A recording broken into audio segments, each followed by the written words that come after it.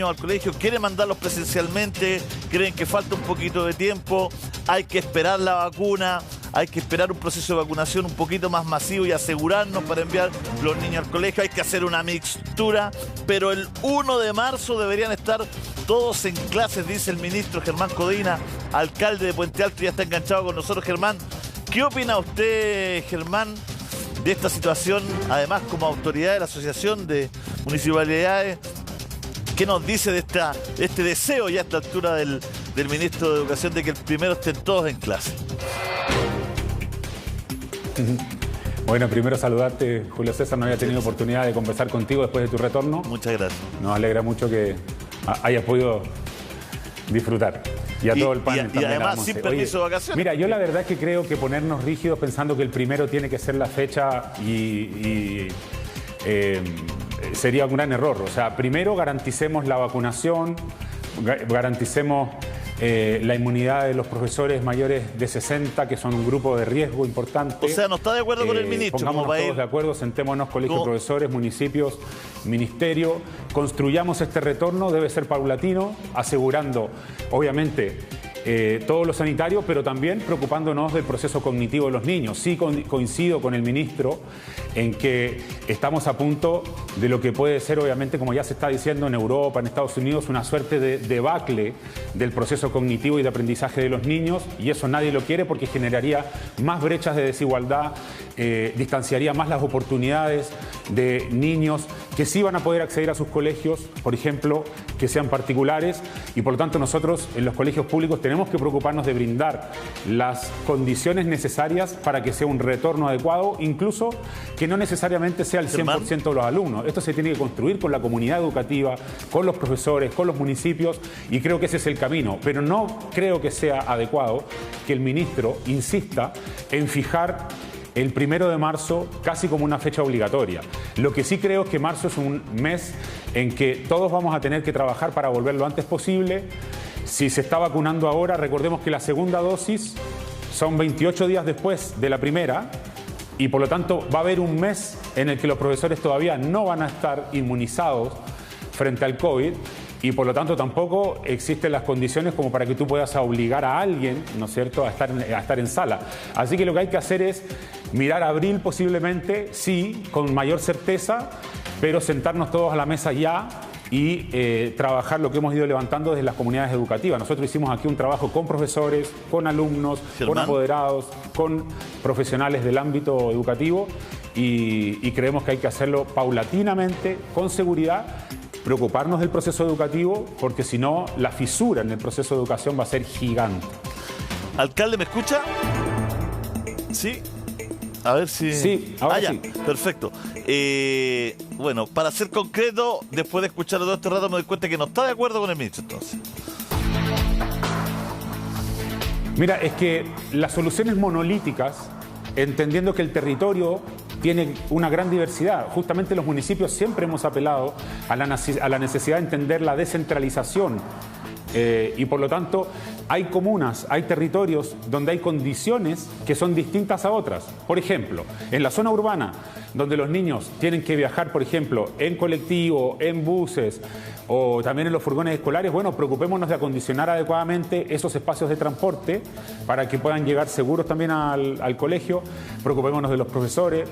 Yo lo que quiero decir es que no nos veamos la suerte entre gitanos. El 1 de marzo, si los profesores ni siquiera van a tener la segunda dosis de vacuna, va a costar que el colegio de profesores y los profesores entiendan que el 1 de marzo es la fecha de regreso. O sea, yo creo que es ya imposible cumplir con el 1 de marzo como fecha de retorno. Si es que la vacuna se está comenzando a colocar en los profesores hoy, 15 de febrero, hasta que en 28 días más no le apliquen la segunda dosis, ¿ya? Si el profesor no está inmunizado, ¿cómo lo va a llevar a sala? Germán, encuentro tan coherente y consistente lo que está diciendo y tan claro que no me cuadra, no me cae en la cabeza, para decirlo un buen chileno. ¿Por qué no se han juntado antes?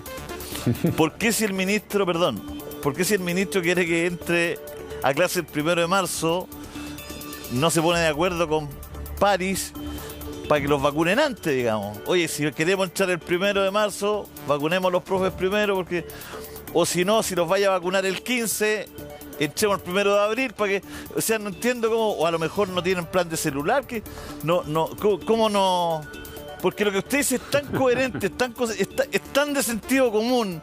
Si los va a vacunar desde el 15, demos las dosis y que echen a abril, pero el ministro de Educación parece que juega solo la pelota, el hombre no parece que nunca participó en un equipo de baby fútbol. No, dice primero y no cuadra eso, que no haya coordinación o comunicación mínima, alcalde.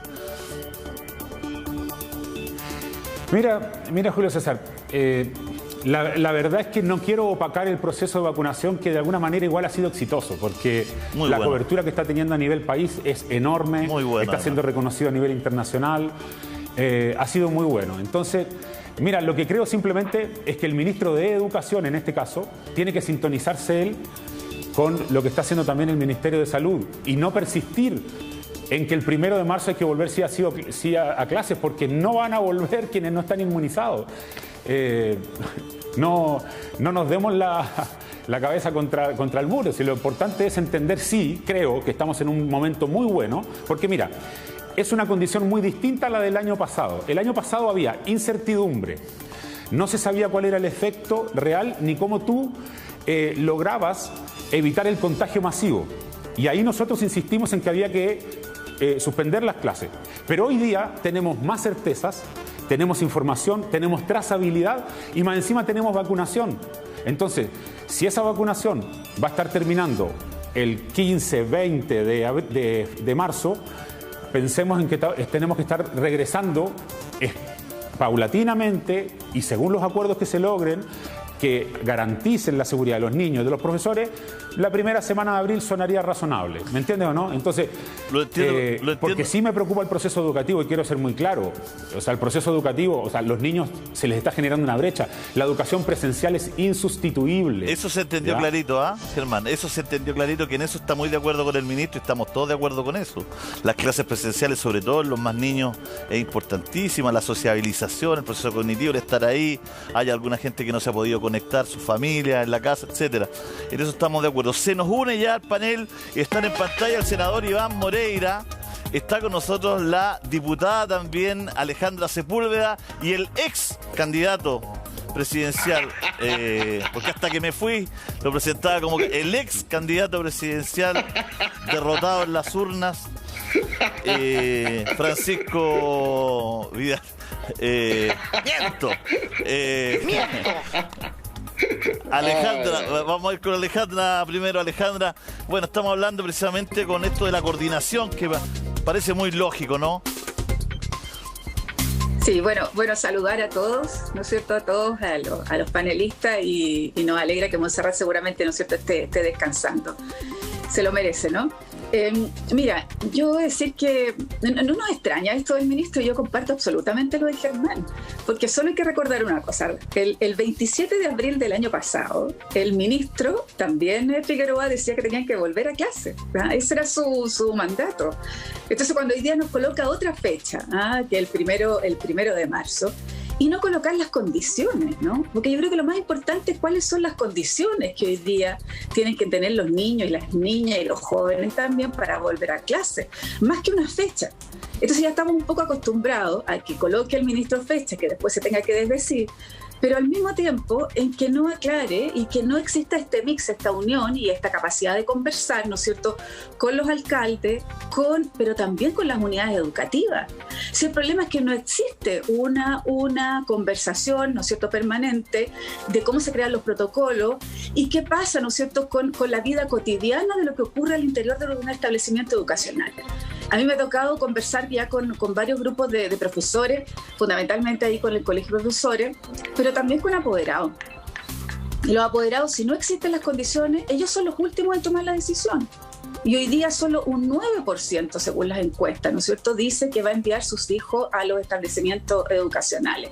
Y yo concuerdo con el alcalde en la vida cotidiana. Yo represento más bien a sectores rurales, ¿no? A sectores rurales. Entonces uno dice, bueno, esos sectores rurales que tienen que los niños trasladarse desde el sector rural a las escuelas urbanas o a los liceos, que son los únicos que existen en la comuna, bueno, pero ahí no hay ningún protocolo de traslado. ¿Qué pasa con la movilización? ¿Qué pasa con los niños en el recreo?